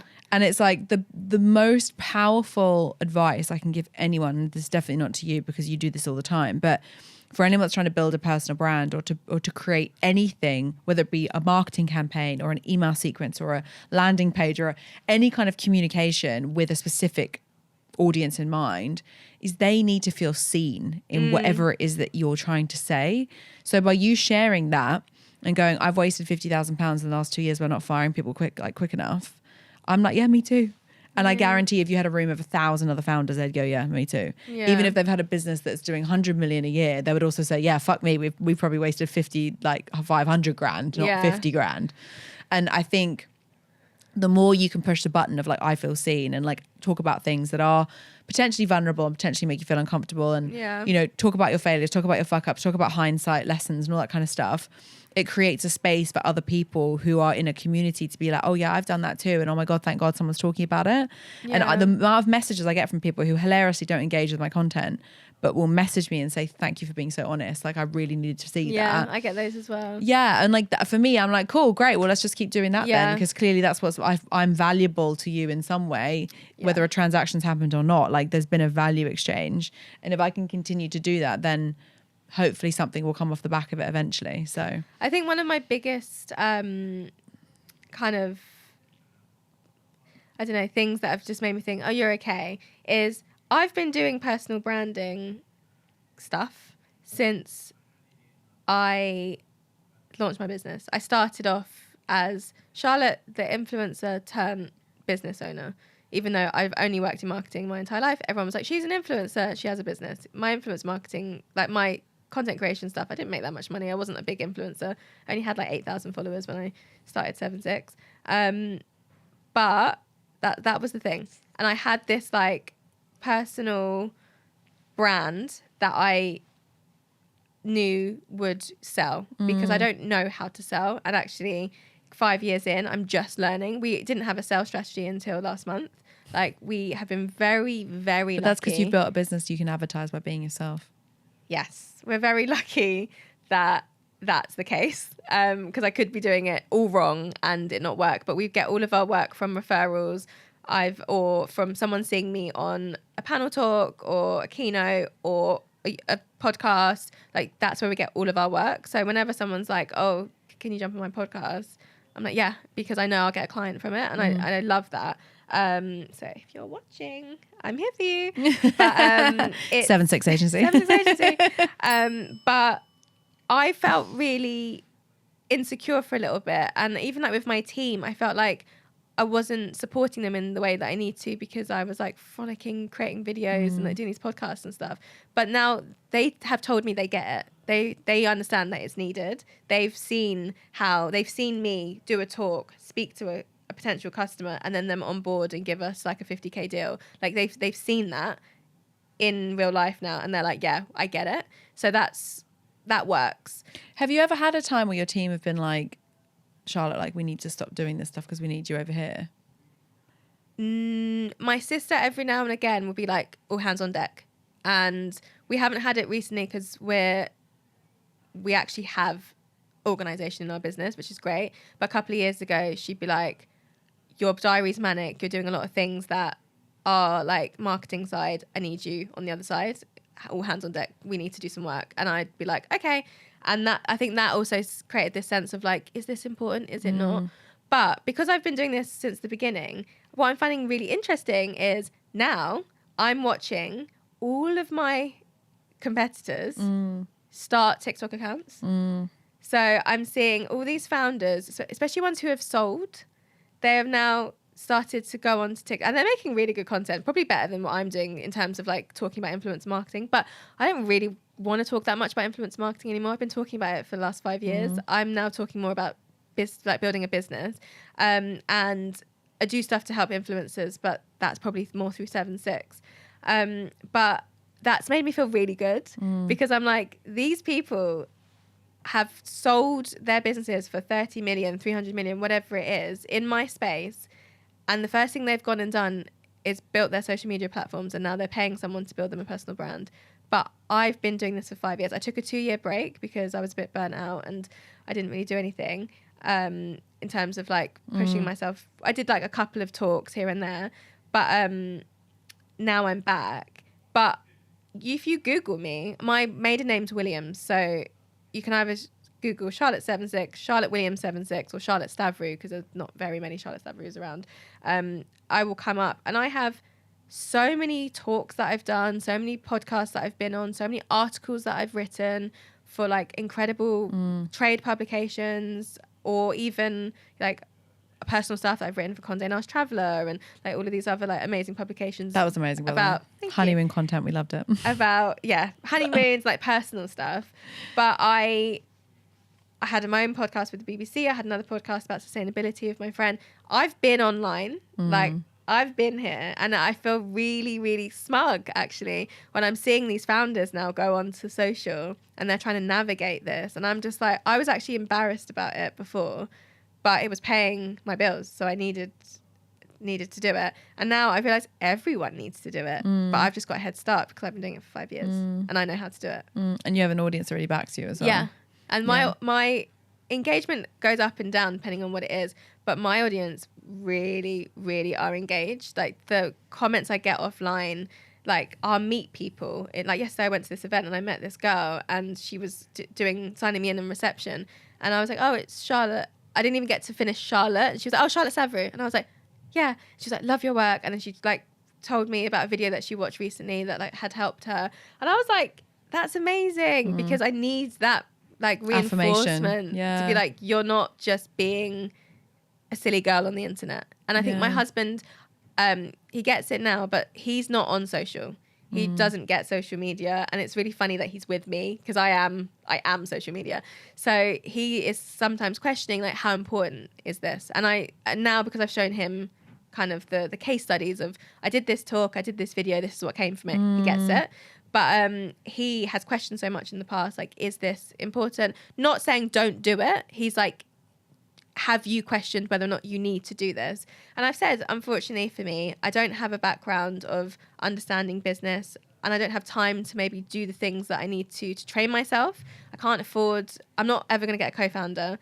I can't afford an MD or someone to come in. So I'm figuring it out in the way that I need to do it. It might be slower than maybe you would do it, but this is a more sustainable way of me growing my business. And it's now finally working. But there was a year or so where he was like, are you sure this is what you want? And now he's like, make more videos. Love it. I think it's really hard when the person that loves you sees you create content and get like nothing from it, or worse, get backlash from it, and like trying to navigate that, I can imagine, is quite tricky as well from their perspective. I've actually never really got any, I hope this doesn't start from now, but I've never had really any trolling. Because you're nice. Yeah. I had one video that I did. It was an ad I did for Google, and it was just like perfect example of TikTok. TikTok is quite a toxic place. I completely agree. Like my Instagram audience is beautiful. I don't really have a big TikTok audience. It's something that I need to really put time in to grow. But I did this ad for Google. Can't remember what the product was it was just like Google products, and all the comments were just men, like super misogynistic, and it was like, "Hi, I'm a CEO. This is what I do in my day or whatever." And they were like, "CEO of what?" And like, like multi-marketing. What's that? MLM or whatever, multi-level marketing. But it was like lots of like really like patronizing bullshit. Yeah, and I was just like, no, I am actually a founder of a really successful award-winning agency, and we make like good money, and I have 8 staff members that I have on payroll, and like I have an office. Like it is real. But my husband was like, "Why do you care?" Yeah. And I was just like, and then one of them took the mick out of my glasses, and then I actually went and bought new glasses after. And everyone was like, "I liked your glasses." I was like, "No," and I bought these. So. Steve on TikTok didn't, so I got a new pair. To be fair, he's made me. I like myself more now. I've got these glasses. So thank you if your name was Steve or Mark. Do you know what's so funny? Like, so TikTok for me is an interesting one. I just treat it as a distribution channel because I don't, rightly or wrongly, I'm like, I'm not building my community there because I think that algorithmically, the way that TikTok works is it feeds you content you've watched, not necessarily who you're following. Yeah. So for you to go and find the people that you follow, you need to be watching their content all the fucking time, which means I need to create a volume of content that means you constantly have new videos in your feed to be able to keep up with that. And I, A, don't have the time to do that. Yeah, but B, don't fucking want to. Like, I've got so many talks and whatever, and, you know, we've got obviously a separate channel. I don't put this podcast stuff on my personal stuff necessarily because for me, this is kind of separate from my channels. But yeah, I just see it as a distribution channel. I'm like views, like whatever. And the strategy for me is just volume on that rather than I'm going to be in the comments messaging people back. So when we get messages from people being like, "Oh, your face is full of filler," I'm like, "Oh, you think my real face is full of filler?" Thank you. But like, it is always those, and it's always. I really like your clapbacks. I like. They're almost. It's my favorite thing to do. It's my favorite thing to watch. Yeah. So I'm not that person. Although every now and again I'll be a little bit sassy, but I'm just like, don't come. But I for always me. do it with a smile though. I'm always like, you know what's better than like insulting me on my TikTok? You know, you could maybe go and play cricket, like you could do some knitting. Cross you look like a cross stitch guy. And then you like the steam blowing out of their ears from the other side. But it's just really fun. And the thing is, because you're not mean, like they really can't do anything because if they respond back, they just look like more of a dick. Yeah. So yeah, I honestly, it's one of my favorite pastimes is to like respond to trolls with like really like sweet but like quite cheeky like little put downs. I love it. I responded to this girl once, and do you know when there's a couple of things that I've commented on in the past that still to this day, and I did it like months ago, people are still liking, so it keeps coming up on my like Instagram and TikTok. But there was a video, I think it was a TikTok video, but there was a video that two girls, one from the UK, one from the US, influencers, they like bumped into each other on the street, and basically they like had this interaction, and there was like a girl I put a comment, but I love this, and I maybe like reference something that they said, and then the guy was like, "What is it that they said? I don't understand." And then I was like, "Oh, they said this," and then she said, "But why?" And my response was like, "I wasn't there, but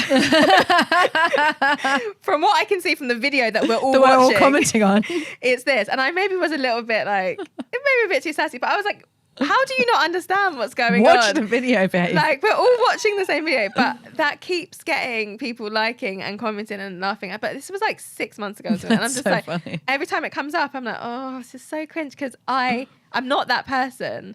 And I don't like to put mean things on the internet. And I feel like that's I was not mean. I feel like that was like called for. I wasn't there. Also, that's so TikTok to be like, but why? Strange person that I've never met who's got nothing to do with this video. Did this happen? I didn't film it, so I'm not entirely sure, but I think. People are wild. But yeah, so that's why I'm not super invested in building a community necessarily on TikTok, but I am really invested in building one on Instagram. Yeah, me too. Because I actually like Instagram a lot more than LinkedIn at the minute. I feel like I'm just bored of LinkedIn. And I shouldn't say that because I love LinkedIn and I get so much of my business from there. And actually as a platform, I do really love it. But I'm just bored of the same fucking shit that I'm seeing. And it's all ChatGPT and it's all engagement pods. It's where Instagram was like 6 years ago. You know, when Get everyone that. had bought their followers and everyone had like high like counts because they realized they could pay on a subscription model. Like, it's all fake. And I'm just looking at it, I'm like, It's like everyone's just realised. See, I am that person that I'm not doing fake stuff and bots and stuff, but I never. LinkedIn is like very foreign to me. I actually only use LinkedIn because you did this like strategy. Why you should use it. Yeah, and I was like, oh, I guess I should get on it. And then me and my team. Oh, had, that like, makes a me chat. happy that you So use yeah, it. you're doing a really good job because you've got me to do a lot of things, and you don't even know it. But I use LinkedIn now quite heavily, and I'm growing my followers there. But I don't think I've ever got a client from LinkedIn. It's just not my platform. Yeah. But I want it to be my platform. So I'm really putting the time in to grow my community. And I think I've got like nearly 7,000 followers, which is tiny, but I only had like 4,000 a couple of months ago. So I'm growing. So you've 100% growth. That's amazing. Yeah, that's really good. But I don't love it there. Like, whenever someone LinkedIn message, I've now go on it once a week and reply to messages. Like, I'll post my stuff and reply to the comments, but the DMs, I find LinkedIn DMs quite stressful. Yeah, the inbox is horrendous. So I'll either That's what get. happens when Microsoft buys social media It's a networking lot. sites. They fuck everything up. So I really like the ones that you can kindly not reply to because they're on Sales Navigator. That one's fine. But then every now and again, I'll get like a voice. I don't know if you're a voice note person. Well, but you know, there's the psychology behind voice notes. I don't know if I have that psychology Because you want to listen. You want to listen to it, no? No, You don't. I don't. It's off-putting. I'm like, why are you doing this? Well, I don't want to hear your voice. Like, I get really upset about it. But I'm also, don't leave me a voicemail. You should Don't voice call note me. back and be like, fuck off. I can't because I'm not mean. But Shall I people pre-record one for you? You can just send it. just send it out. I hear these voice notes. I keep getting them and I just ignore them because I'm honestly in shock. I'm Yeah. like, you're sending me a voice note. If Yeah. it's someone I know, that's cool. But then I'm like, send it to me on Instagram. I think because I'm new to the platform, Yeah, you're I'm like, navigating what it all. is this? Yeah. And I just don't love it. And also, I haven't been consistent on there. So I leave people either on red because I do that on every platform. And then I'll come Oh back. my God, I literally do that. I've got people I haven't replied to since March. Oh, yeah. Because I read it, was like, I'll reply to you later. Marked you as unread and then just did something else and completely forgot. I am that person that I'll do that. And then in July, I'll be asleep and it'll pop into my head and be like, oh my God, I didn't reply to that DM. Same. Same. It happens all the time. Like, literally, I just ignore people. But the thing is, the people that I love know that about me, and they know that Yeah. if they want something from me, they need to call me because otherwise they're not going to get Yeah. anything back. The only person I respond to is my mum, because Nice. she gets really pissed off when I don't Fair. reply to her. My boyfriend, and anything to do that's like an urgent thing at work. Otherwise, nice. I'm like, bye bye. We will Kids speak. school? No, They're fine. they're alive. I dropped them off, they're fine. I picked them up, they're fine. We don't need to fill Yeah, any in blanks. between. That's not my problem. That's not my problem. That's a you problem, Scott. That is why they are there. Yeah, to be fair. I have so much to learn. Yeah. But yeah, LinkedIn is a crazy place. And I want to love it, and I just need to give it. I will get my groove back. I think I just need to find. I think I've deviated. This is like a therapy session. I think I've deviated too far away from like my source, and my Okay. source is like honest conversations, like authenticity, like being a bit crazy, being a bit silly, like, and just owning who I am. And I feel like that's been beaten out of me a little bit on LinkedIn. So like, I That's feel really like I sad. need to like slap myself a bit and be like, come on, you're Amelia fucking Sordell. Yeah. Like, get your fucking face in a camera and back. like get back. Yeah. Yeah. So we'll get there. We'll get Nice. there. Yeah. Interesting. I wanted to ask, you know, you've obviously done some incredible work in the industry. But like, you're dealing with some pretty fucking heavy shit. Like, I can't imagine how like disillusioned and upsetting, to be honest, it would have been when you got that brief for those two women, and the disparity between the pay was like 500 or whatever it was, 500 here and $5,000 there, hypothetically. Yeah. Like, is there ever been a time when you've looked at what's been happening and been like, what the fuck? No, I think I'm pretty desensitized from it all. Yeah, I think I'm just kind of like, let's get on with it. Like, I think it's because I understand it. I get it. I know why it is what it is, and I'm like, cool, let's just change it. But I have had, like, I had a staff member once leave just because it was too heavy, and she was incredible. She was an incredible marketer. She used to do our digital marketing, and she was so talented, and I just saw like this decline where she just didn't want to be there anymore. And I was just like, is everything okay? And she was just like, I don't want to work in influence marketing, and I don't want to write about racism on the blog anymore. And I was just like, fair. And she was young, and I was just like, that is fair. But I feel like I can just take it on the chin. I think I've just become totally desensitized to it, which is crazy. I think, which is also quite sad actually, because if it happens so much, and you're like, okay, cool, I can compartmentalize that and move on. That's not because you're resilient, you're strong, whatever. It's because it's happened so much. Yeah, like, I actually have this thing. Like my husband's Greek Cypriot, and culturally we're just very different. And his family are amazing, and we have it's quite refreshing. I've never, with his family, had anything like race related come up. Like, they're just pretty normal. It's like quite cool. Like, I've had previous relationships where I've had like uncles say some like random old school racist shit, and I've just been like, wow, okay, this is a lot. But his parents are like super liberal, super just, they're just woke. His mum is the wokest person I've ever met.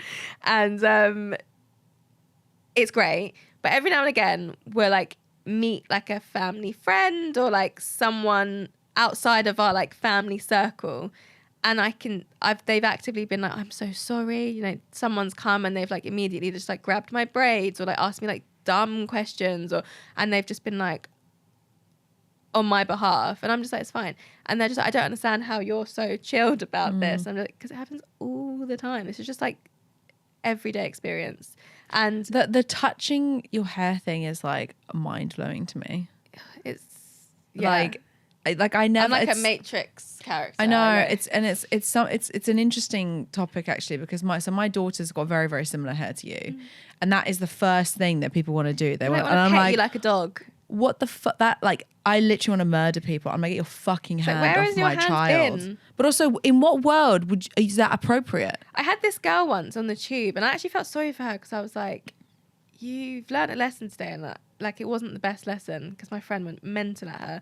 But, and rightly fucking yeah, so, to be honest. Like, imagine walking up to someone just stroking their arm. You get beaten up. She came up to me, and she was from up north, and she was obviously new to London, maybe not used to being around so many different like multicultural like people, ethnicities, whatever. You're so nice. You're making so many excuses for this person already. It's making me mad. It's an excuse, but it's like, unfortunately, it's just a reality. Yeah. Like, it is. That's the problem, and they're not socialized enough to like have like an understanding. She just come up to me in Euston, like in the cross between Victoria Line and Northern Line, and she was just like, "Come down the stairs, down the escalators." I was coming out of Northern Line, going up the escalator, and she was like,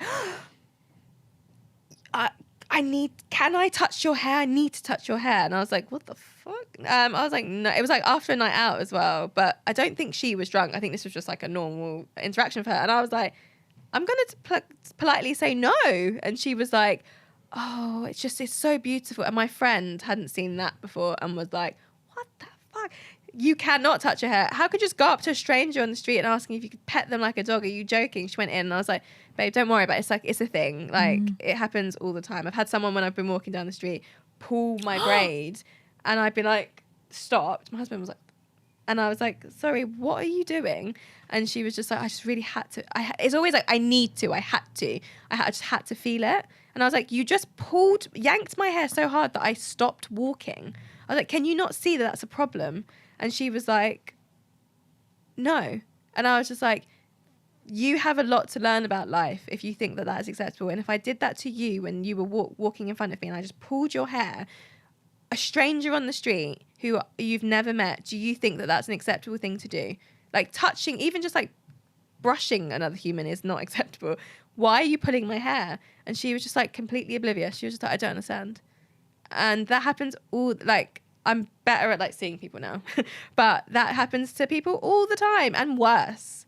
So it's just like your daughter's probably going to get a lot of it as she gets older, but it's figuring out how to navigate that is the hardest thing. And it's the thing is as well, it's like, if someone doesn't understand why that's problematic, like, what the fuck are you meant to do in that situation? That's my whole thing. I'm like, I'm and the not thing- going to thank- fight every person. Well, that's it. It's like the next person they do that to, like, do you need to be punched in the face to Yeah. realize this is I think inappropriate? I'm probably not going to be the person that does it. But it's like, my whole thing is like, I'm not going to get arrested because you don't know how to Because you don't know how to control fucking your hands. behave. Like, So- what are you, 3? Like, that's Yeah. what 3-year-olds do. It's so like primitive, like basic. Like that's what children do. Yeah. They go, oh, what's this? Like they Yeah. have no cognitive, like, But it's I probably also- shouldn't pull that. Things I've had done to me in like the non-weirdest way come from like very like normal smart people and like comments that I've had. Do you think it's because those people are just so sheltered or they're just Yeah. completely fucking oblivious? A mixture of both. Yeah. I can tell you offline some wild stories because I don't want to, because they might see it and be like, oh, I thought that was okay. I thought we were we'd over it. No, we're not past it. No, we're not. It's all in here. But yeah, and this is just my story. I imagine there's way crazier stories. Yeah. It's fucking wild. And like, I don't even know. And it's because obviously as a white woman, it's hard for me. I'm never going to understand. I can I think appreciate, but I will never be able to having- understand. Because my mum's a white woman and she has seen some mad stuff happen to us as kids and like how people interact with us. There was one time this woman, apparently when I was younger, this is not funny, but the thought of it, knowing my mum is actually quite worrying that she didn't get arrested, but she just placed her shopping bag on my head whilst she, as if I was a stool. My mum told me this story and I was just like, and my mum went mental. My mum is like rough and ready. She's from like West London, but not the posh side. Like, you don't really want to cross her. And apparently, yeah, this woman just put, and my mum was like, what the fuck are you doing? And like, she just didn't like acknowledge that I was like a person. Yeah, it was just like an object.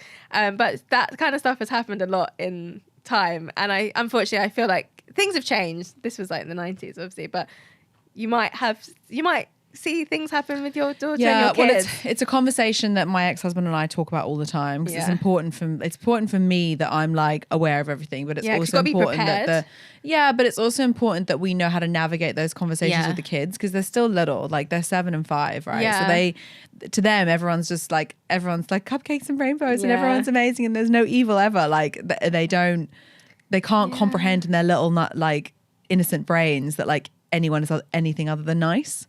Yeah. And so, you know, trying to explain to a 7-year-old like why someone's done something, like, and they're like, wait, what? Like, yeah, it's I've had that with my eldest niece. She's 11 and she's just learned like swear words. So like, I just think, there's so much that happens that you're just not prepared for. I think I'm glad that I'm like having a kid later than my other siblings so that I can learn everything that they're going through and I can just take the absorb playbook it and apply it. Yeah. Because it's a wild, wild west out there. It is. And I think when you add on to the fact of like the world that we live in right now and like the polarization and like, you know, the political landscape as well, it's like, it's a melting pot of like chaos, like with all the riots and stuff as well. Quite scary. Yeah. But also at the same time, you don't want to instill fear in your kids, right? It's like, how do you keep it light and make sure that they feel, you know, happy supported to walk and down the understand street, and whatever, but also be vigilant and like understand. I don't remember my parents ever talking to me or any of us really about race. I don't know. I find race chats quite confusing because they never spoke. I never ever once remember my mum being like, you're mixed race and like, you know, you're black and white and da-da-da. But I've always known that I'm mixed race and I'm Jamaican and I'm black and I've always had this identity and there's always been like funny jokes within our family that make sense to us. I think my parents did it in like a light way that maybe it kind of integrated nicely into who we are because we're all quite different characters, but I think identity is different for different people. And I think, we've got, me and most of my siblings got like a true understanding of who we are, but I think that just came from my parents navigating. And my mum has mixed race cousins, so maybe she learned stuff from her upbringing with them. I don't know. It's weird. I'm not looking forward to, because I don't know what my kids will look like, but I'm not looking forward to having to navigate that. Yeah, I mean, it's something that we're navigating right now. Like, it's like trying to figure out. And to your point about your parents keeping it lighthearted, like, I think that's probably the right way to do it. Because I don't ever want so my daughter's going through the thing right now of like, oh, mummy, your hair's different to my hair. And like, can you make my hair straight? Yeah. And I'm like, so the whole narrative that we've got at the minute is like, yeah, but your hair's magic, because then it's wet, it's really long. I stopped straightening my hair because of my niece. Yeah. So my niece is 11, and I saw she looks like a little me. I was with her last night. I love her. I have 2 nieces. One of them, I love them both dearly. They're both, sorry, but I love you both. Disclaimer. But one of them has... But one of them's the favourite. No, actually, I wouldn't say she's my favourite.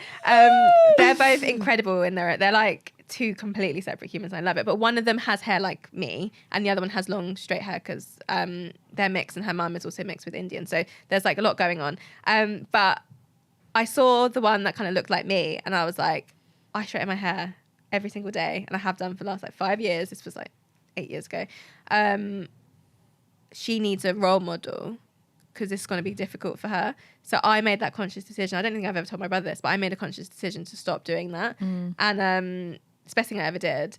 But it's interesting because when she was younger, I shouldn't really speak about someone else's child on a podcast. This probably isn't the best thing to do. But I see this for a lot of kids when they're looking at like TV and movies and stuff. There's not really that much representation for curly hair or afro hair. So, you know, you can't be a princess if you haven't got, you know, long, straight Elsa hair and all of that kind of stuff. So I think it's really important that, you know, you have the discussions, but then there's also within your friendship groups and like people that you know, like there's representation there.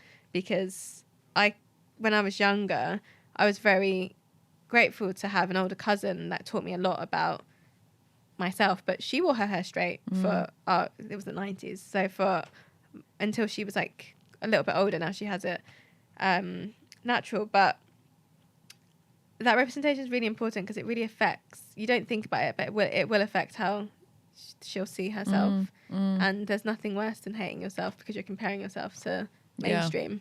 Yeah, it's been like a real like mission for me to be like, your hair is like we call it the magic hair, because I love then that. When it's wet it's so long, and so we're like, well, it's magic because then when it's dry it's short, and like how lucky are you that you get 2 different types of hair. And she's just like, yeah, actually my hair's amazing. So we've got this whole like mermaid thing going on. And you've got like all the brands that are coming out now, because you've got Rochelle Humes has her brand. Yeah, she does. My Little Cocoa. Yeah, and like, she's got a book out that I remember reading. Yeah, so we've got the book, the coconut thing. Yeah, we've got that as well. So good. Yeah. And then Crept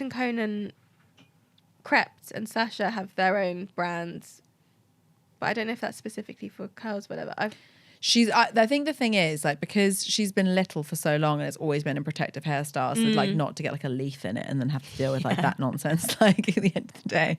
So she's had like bunchies or like plaits or like whatever for ages, and then now because she's a bit older and she can take care of it a little bit better, I've been like really encouraging her to like wear it out. And so I think she's quite like into it now because I love that. it's not like hidden, it's like it's out, and like she can. That's and we've so got great. curl cream. I didn't know and, I like, had whatever. curly hair till I was 15. So because I always had my hair kind of in some kind of protective style. Yeah. It was either braided, some kind of plait, scraped back, straightened every now and again for like special occasions. But I literally didn't know until one day someone like mentioned something and they were like, what if you put some mousse in your hair? And I was like, oh yeah, so we do the whole Moroccan oil curl cream situation, which is, by the way, the best. I've gone through like every single thing, like trying to find what is the formula. Also like we've smells cracked really it. nice. Oh my god, it's amazing. Yeah. I know. Yeah, we've really gone off I know, sorry about that. This is Moroccan oil. If you want to sponsor this podcast, you can. What's next for you? Great question. What's next? So I am in growth mode. So I actively believe that the last 5 years have been me in training. I have got to a really good stage and I'm really proud of what I've achieved, but I've never like switched it on. So we have just implemented a sales strategy, kind of business development, changing up the team a little bit and just making sure we're getting the most out of everyone. Got some positions that we're hiring for next year that will just change everything. I just think it's like I'm just becoming serious. And I'm not saying to all of our clients that it hasn't been serious before. And I think this is something that we're trying to navigate, just making sure that we're growing and we're like turning into this new thing and it becomes same but different in the best way. But also the clients that we currently have, just making sure that they still feel like we're on it and we're giving them what they need, but just better. That's all I can say. I'm just in this moment of growth where I'm really excited. I'm on an accelerator program at the moment that I'm really going to get the most out of. I've got loads of things in the pipeline to help get the team to be better, which is really exciting. Kind of new products and services coming out and just a bit more of a focus. Now I understand what needs to be done. And I think that's been my biggest issue over the last 5 years. I know how to do influencer marketing with my eyes closed. Like I am really, really good at strategy, campaign ideology, like ideation, figuring all that kind of stuff out. But running a business, no idea. So now I've got a handle on the business. I can go back to doing what all you're the really other good stuff. at. Yeah. And I feel really happy about that. So for the first time, and I think my husband actually said this week, he was like, you have come back from holiday and it's the first time that you ever in the history of entrepreneurship have felt calm. Because normally I come back from holiday, I'm like, okay, we gotta go, let's grind. Yeah, because you've taken the time off and you need to catch and now up. I'm just like, I'm good. I feel really, really excited. I've got really exciting conversations happening. And over the last couple of years, crazy stuff has happened. And I've put myself in situations where there's been some question marks and, can I pay this? Do we have, now nothing can faze me.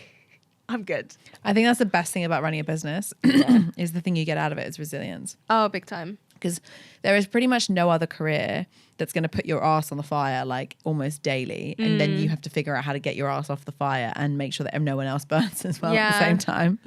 It's a wild, wild ride. It really is. And I think I have no regrets. I think if I could go back in time, I'd maybe do things slightly differently to get me places faster. But then I wouldn't have the stories to tell and the experiences that I can kind of share with people and help them not do. But I feel very excited about what's to come. Well, I feel excited for you because I know a little bit of what's happening because we had offline chats. Yeah, we did. So thank you so much for coming on, Charlotte. Thanks for having me. This has been such a long time in the making. I'm so glad we could make it happen. And I'm just excited. I'm excited for you. I'm excited for this year. And like you've given me like a bit of energy as well. I've been like, I need to get on growth mode. Good, because you were yawning mostly. I think we were. I know, I'm sorry. I'm so tired. I was really hoping they were going to edit that out, but now they can't because this one's called me out. You can cut it out. It's been a week. It's been a week. Thank you so much. Thank you. Thank you for listening to this episode. I absolutely love doing these podcasts, and I would be able to reach a hell of a lot more people if you like and subscribe. So thank you to all of you who have already liked and subscribed. And if you haven't, please subscribe and leave us a 5-star review so we can reach more people.